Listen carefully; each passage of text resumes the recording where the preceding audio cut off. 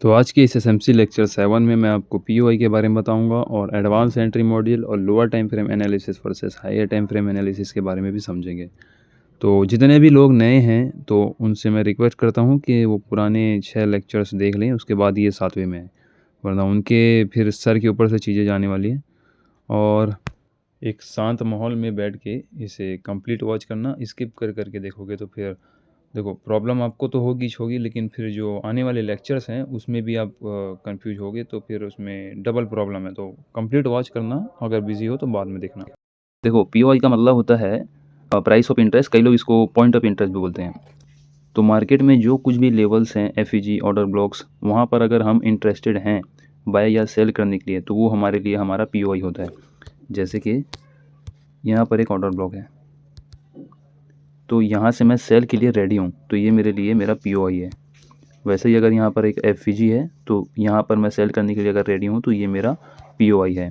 उसी तरह gap imbalance, liquidity पुल मतलब देखो जैसे कि यहाँ से प्राइस रिवर्स गया, अगेन ऊपर गया, फिर रिवर्स गया, तो यहाँ पर इसके ऊपर लिक्विडिटी है, तो इसकी लिक्विडिटी को मार्केट लेता है, तो ये यहाँ मैं सेल के लिए रेडी हूँ, तो ये मेरे लिए पीओआई लेवल होगा। ठीक है, इसको ज़्यादा कॉम्प्लिकेटेड मत करो। पीओआई मतलब ऑर्डर ब्लॉक, एफईजी, बस यही रखो ध्यान में। जहाँ कहीं भी आप बाय या सेल करने के लिए इंटरेस्टेड हो या अपने इंटरेस्ट को बता रहे हो कि हम यहाँ से मैं ट्रेड एग्जीक्यूट करूँगा, तो वो लेवल आपके लिए पीओआई होगा। तो देखो यहाँ पर प्राइस आईडीएम लेते हैं और आईडीएम के मैंने बता चुका हूँ, पहला जो पीओआई होगा वो हमारा सेल के लिए होगा। तो यहाँ पर पहला जो पीओआई है वो हमारा एफईजी है। तो प्राइस क्या करता है, पहले पीओआई को टैप करता है और टारगेट बॉस तक के डन करता है। उसी तरह यहाँ पर आप अगर देखोगे बॉस स्वीप हुआ है 15 मिनट के टाइम फ्रेम में, लेकिन मैंने पहले लेक्चर में आपको फ्रैक्टल बताया था। फ्रैक्टल क्यों इतना इंपॉर्टेंट है, देखो 15 मिनट में उसने बॉस कर दिया, लेकिन 30 मिनट के टाइम फ्रेम में बॉस को स्वीप कर दिया। ये देखो, ये रेड वाली ब्लैक कैंडल देखो, इसने बॉस स्वीप किया है, और 30 मिनट अगर बॉस स्वीप करता है तो इसके ऊपर जाने के चांसेस बहुत ज़्यादा होते हैं। ठीक है, 30 मिनट का टाइम फ्रेम पावरफुल होता है 15 मिनट के मुकाबले। तो 30 मिनट ने बॉस स्वीप किया है तो टारगेट अपसेट रहेगा। तो हमने 15 मिनट में देखा था एक ऑर्डर ब्लॉक, ये वाला ऑर्डर ब्लॉक जो अभी तक के टैप नहीं हुए। प्राइस ऊपर गया, इस एफवीजी को टैप किया और ये ऑर्डर ब्लॉक टैप होना बाकी था। तो बॉस स्वीप करने के बाद इस ऑर्डर ब्लॉक को टैप करता है और यहाँ से फॉल करता है। तो एक एंट्री आपकी यहाँ पर हुई आईडीएम पे, दूसरी एंट्री यहाँ पर हुई, और यहाँ पर बॉस स्वीप पे भी अगर आप लेते तो तीनों एंट्री आपको यहीं मिल गई। प्राइस नीचे आता है, इस ऑर्डर ब्लॉक को टैप करके फॉल करता है, यहाँ पर आईडीएम नहीं हुआ तो हमारी एंट्री यहाँ पे नहीं होगी। देखो यहाँ पर एक आईडीएम और है,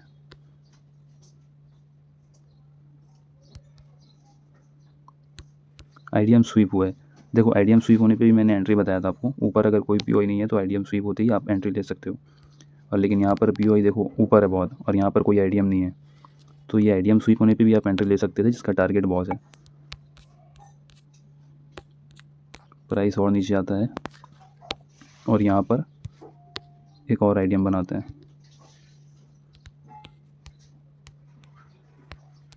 और अब आप सोच रहे होगे कि आईडीएम होने के बाद ये नीचे क्यों आया, है ना। ये देखो नीचे की ये पहली एफईजी टैप होना बाकी थी, और यहाँ से आईडीएम होने के बाद इसको बॉस करना था, लेकिन ऊपर पहला एक पीओआई बचा हुआ था। एक पीओआई है जो टैप नहीं हुआ है, ये वाला देखो, मैंने बताया था ना आईडीएम ब्रेक होता है तो ऊपर के पहले पहले पीओआई तक की प्राइस जाता है। और आईडीएम देखो ब्रेक हुआ है कि नहीं वो भी दिखा दे रहा हूँ आपको, देख लो आईडीएम ब्रेक हुआ, पहले पीओआई तक के गया, वहाँ तक के आपको टारगेट मिला, और यहाँ से आप सेल करते जिसका टारगेट बॉस रहता। पिछली वीडियो में मैंने काफ़ी डिटेल में बता दिया है आपको, और इस वीडियो में ये आखिरी बार मैं आईडीएम के बारे में बता रहा हूँ, उसके बाद आईडीएम से रिलेटेड मैं आगे लेक्चर्स में नहीं बोलूँगा। ठीक है, तो यहाँ पर देखो बॉस स्वीप हुआ है, और बॉस स्वीप होता है तो टारगेट क्या रहता है, ओवरऑल लेग का लास्ट पीओआई। तो यहाँ का लास्ट पीओआई कहाँ पर है, ये पहला ऑर्डर ब्लॉक, प्राइस वहीं तक के गया, वहाँ से फिर रिजेक्शन ले रहे हैं। अब या तो ये बॉस को स्वीप करे अगेन, या तो बॉस को ब्रेक करके डाउन साइड कंटिन्यू करे। अभी तक के बॉस नहीं हुआ यहाँ पर, ठीक है। तो प्राइस अभी बॉस करने नीचे जा सकता है और फिर अगेन आईडीएम वगैरह बनेगा तो फिर अपन प्लान करेंगे उसमें। और ये आईडीएम से जो रिलेटेड कुछ डाउट्स है उसको भी मैं इसमें क्लियर करने की कोशिश करता हूँ। ये मैंने आपको बता चुका हूँ लेकिन ये दोबारा बता रहा हूँ। देखो, आईडीएम होते ही पहले पीओई तक के हम वेट करते हैं और यहाँ से हम बाय करते हैं बॉस के लिए। लेकिन अगर ये पहला पीओई ब्रेक हो गया तो सेकंड का वेट मत करना। अगर प्राइस यहाँ आता है तो आपको ऊपर जाते हुए दिखेगा, लेकिन यहाँ से बाय नहीं करना। अगर पहला पीओई ब्रेक होता है तो दूसरे वाले पे ट्रेड मत लेना, ये आपके लिए ट्रैप होगा, सीरियसली बोल रहा हूँ मैं। क्योंकि प्राइस यहाँ पर आने के बाद कुछ इस तरीके से करेगा और फिर इसको लेके ही जाएगा। और याद रखना, चौक के ऊपर वाला पहला जो ऑर्डर ब्लॉक है आपको वही लेना है। कई बार क्या होता है, देखो चौक के नीचे ये 3-4 ऑर्डर ब्लॉक बन जाते हैं, ठीक है। तो अगर यहाँ पर 50 ऑर्डर ब्लॉक भी होंगे ना तो आपको ये चौक के ऊपर वाला जस्ट पहला ऑर्डर ब्लॉक लेना है। प्राइस क्या करेगा, इस लास्ट वाले ऑर्डर ब्लॉक को टैप करके सीधा बॉस करेगा, या तो इस आईडीएम के लास्ट में देखना 15 मिनट का कोई ऑर्डर ब्लॉक होगा या एफईजी, वहाँ तक की टारगेट रखना। और अगर इस ऑर्डर ब्लॉक को भी ब्रेक करता है और इस चौक को स्वीप करता है तो ये बॉस करेगा। और बॉस नहीं करेगा तो आप सेफ चलना है आपको, तो आईडीएम की नीचे वाली पहली एफईजी टारगेट रख लेना या पहला ऑर्डर ब्लॉक, ठीक है। नाउ हम एडवांस एंट्री पे चलते हैं। मैं इस बॉस के लेवल को रेड करता हूँ और लोअर टाइम फ्रेम में आपको दिखाता हूँ कि अपन बॉस स्वीप पे किस तरह से एंट्री ले सकते हैं।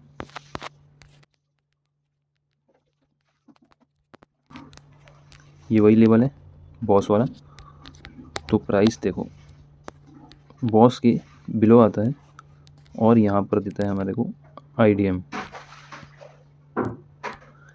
होता है। और आईडीएम होने के बाद नीचे का पहला ही एफईजी को मार्केट रिस्पेक्ट देता है। देखो, इसको अपन चौक लेते हैं, लेकिन अगर आप कंफ्यूज हो रहे हो तो आईडीएम ले लेना। लेकिन आपका व्यू यही रहना चाहिए कि यहाँ से मेरे को ऊपर जाना है, आपका माइंड सेट ऊपर का ही रहना चाहिए। तो यहाँ से आपकी बाई की एंट्री होती, जिसका छोटा सा एसएल और टारगेट आपको यहाँ तक के। फिर से आपको 30 मिनट या 50 मिनट में आना है। अब देखो, यहाँ पर आपको ना ही ऑर्डर ब्लॉक दिख रहा है ना ही एफईजी, लेकिन लोअर टाइम फ्रेम में हम गए तो यहाँ पर ऑर्डर ब्लॉक, एफईजी, चौक, आईडीएम सब दिख गया हमें, ठीक है। और आपको मैं एंट्री दिखा देता हूँ। जैसे कि देखो, ये आईडीएम स्वीप हुआ है, ठीक है। चलो आईडीएम को भी देख ही लेते हैं। अगर ये आईडीएम का लेवल को मैं यहाँ कर देता हूँ, इसको मैं ये कलर देता हूँ। तो अब यहाँ पर आपको अगर थोड़ा कन्फ्यूजन है कि यहाँ पर आईडीएम कौन सा है, इतनी बड़ी कैंडल, यहाँ पर कौन सा ऑर्डर ब्लॉक मार्क करे, तो छोड़ दो, स्किप कर दो। जहाँ कन्फ्यूज हो रहे हो ना, छोड़ दो, इस स्ट्रक्चर को थोड़ा और बनने दो। और जैसे कि यहाँ पर देखो, यहाँ पर आपको क्लियर आईडीएम मिल गया, ये आईडीएम और आईडीएम के ऊपर वाला ये पहला ऑर्डर ब्लॉक।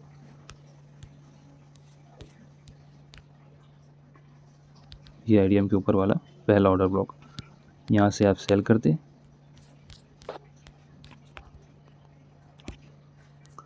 ऑर्डर ब्लॉक के ऊपर एसएल और टारगेट आपका बॉस।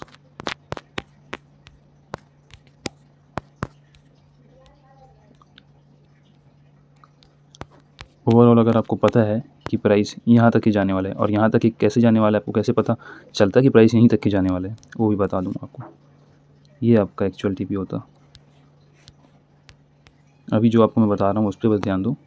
लोअर टाइम फ्रेम में हम लोग ने आईडीएम स्वीप देखा, उसके बाद जैसे ही एक लोअर टाइम फ्रेम पे 1 मिनट के टाइम फ्रेम में आईडीएम बना, हमने यहाँ से एंट्री ली और यहाँ तक के अगर आप होल्ड करते तो ठीक है। वैसे 1-2 कैंडल में ही अगर यहाँ तक के भी आप होल्ड करते तो आपको ठीक ठाक पॉइंट मिल रहा था। तो मेन होता है डायरेक्शन। आपको सब चीज़ क्लियर करके दूंगा, बस वीडियो में बने रहो। अभी मैं आपको जो समझा रहा हूँ उसको समझो। तो देखो, प्राइस यहाँ से फॉल करता है और फिर यहाँ पर एक आईडीएम लेता है, और जूम करूँगा तो आपको दिखेगा कि आईडीएम ब्रेक हुआ है। तो आईडीएम ब्रेक होता है तो उसका रूल क्या था, हमारा पहला पीओआई। और जो ये ऑर्डर ब्लॉक मैंने मार्क किया है, प्राइस वहीं तक के जाता है। तो आपने यहाँ से पूरी सेलिंग भी पकड़ी और यहाँ से ये बाइंग भी पकड़ी, और आपको पता था कि पहले ऑर्डर ब्लॉक से ये सेलिंग आएगी, तो आपने यहाँ से एक और सेलिंग पकड़ी जिसका टारगेट आपने बॉस रखा। और प्राइस क्या कर रहा है, बॉस पे आने के बाद स्वीप कर रहे हैं। तो टारगेट हमारा ये पहला ऑर्डर ब्लॉक तक की था, वो डन हो गया है। अब हम वेट करेंगे स्ट्रक्चर बनने का, या तो प्राइस नया आईडीएम बनाए, फिर नीचे जाके अगर उसको बॉस करना है तो बॉस करे, ऊपर जाके चॉक करना है तो चॉक करे। अभी हम ट्रेड नहीं करेंगे। तो अब बात करते हैं कि आपको कैसे पता चलेगा कि प्राइस यहाँ से डाउन जाएगा, आपको कैसे पता चलेगा कि प्राइस यहीं से ऊपर जाएगा और पहले ऑर्डर ब्लॉक को टैप करेगा।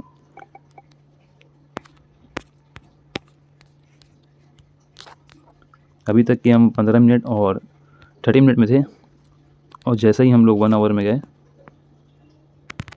1 आवर का ऑर्डर ब्लॉक है यहाँ पे। जो 1 आवर का ऑर्डर ब्लॉक मैंने मार्क किया, प्राइस उसी को टैप करता है। टैप करने के बाद चॉक करता है। इसको आप आईडीएम ले सकते हो, लेकिन जैसा कि मैंने बताया, अगर आपका व्यू अप का है तो इसको चॉक लेना। आईडीएम अगर ले रहे हो तो फिर आपका व्यू अप का रहना चाहिए, आपके माइंड में होना चाहिए कि आप यहाँ से ऊपर जा रहे हो। मैं भी तुमको बता के कन्फ्यूज हो रहा हूँ। ठीक है, ये क्लियर है। अब आपको और एक चीज़ है वो बता देता हूँ। देखो, आपको लोअर टाइम फ्रेम में सिर्फ स्ट्रक्चर मैपिंग नहीं करनी है, हायर टाइम फ्रेम में भी करना है। जैसे कि मैं डेली टाइम फ्रेम में, मेरे को यहाँ पे एक आईडीएम मिला, लेकिन आईडीएम स्वीप हुआ और ऊपर के पहले वॉल्यूम इम्बैलेंस को प्राइस टैप करके फॉल कर गया। देखो, वॉल्यूम इम्बैलेंस को बस इतना समझो कि देखो, प्राइस यहाँ से नीचे गया, गैप डाउन खुला, ऊपर गया, नीचे आ गया वापस, और ये जो गैप है यहाँ पे बिल्कुल वॉल्यूम नहीं है। वॉल्यूम नहीं है मतलब, जैसे देखो, वॉल्यूम कैंडल के अंदर होता है, वीक में वॉल्यूम नहीं होता कभी, कैंडल के अंदर वॉल्यूम होता है। तो यहाँ पर वॉल्यूम ही नहीं है, तो प्राइस यहाँ पर दोबारा जाता है इन लेवल को मिटिगेट करने के लिए। तो जहाँ वॉल्यूम नहीं होता, प्राइस वहाँ पर जाता है। जैसे कि ये गैप इम्बैलेंस है, प्राइस यहाँ पर भी आएगा, लेकिन तब आएगा जब नीचे से कोई ढकेलने वाला लेवल हो। जितने भी गैप्स होते हैं मार्केट उनको फील करता है, आज नहीं तो कल या बाद में वो उसको फील करने आता ही है। तो आईडीएम होता है, आईडीएम के ऊपर का ये पहला वॉल्यूम बैलेंस को टैप करता है और यहाँ से फॉल करता है। और ये आईडीएम मैं इसलिए बोल रहा हूँ क्योंकि तुम लोग आईडीएम चौक में बहुत कन्फ्यूज होते हो। देखो, ओवरऑल अप ट्रेंड था, यहाँ से प्राइस आता है, ये बॉस करता है, बॉस करने के बाद चौक कर देता है, और चौक के बाद बाइंग आई जो पहले पीओई तक की थी, और वहाँ से डाउन ट्रेंड स्टार्ट। अब हम यहाँ पर स्ट्रक्चर मैपिंग कर रहे थे डाउन का, तो हमारे को यहाँ पर ये भी दिख रहा है कि डेली टाइम फ्रेम का आईडीएम है, और डेली टाइम फ्रेम का आईडीएम के ऊपर वाली, चलो मार्क कर देता हूँ यार,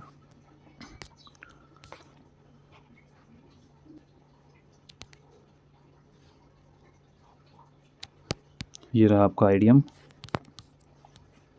आईडीएम ब्रेक हो चुका है, तो पहला पीओआई, तो पहला पीओआई तो मेरा एफईजी है।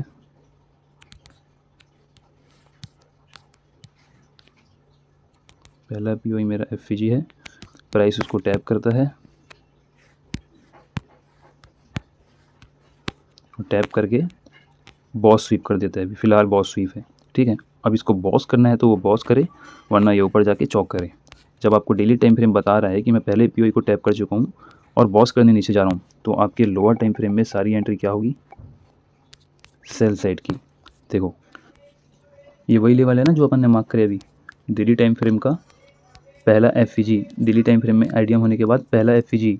अब पता है कि यहाँ से मार्केट को नीचे ही जाना है, तो अपनी सारे जो ट्रेड होंगे डाउन के लिए होंगे, और जो काउंटर ट्रेड होंगे वो पहले पीओई तक की, जैसे मैंने अभी आपको बताया, आईडीएम पहला पीओई बॉस, आईडीएम पहला पीओई बॉस, ऐसे करते करते आप ये पूरी रैली को कैप्चर कर सकते हो, ठीक है।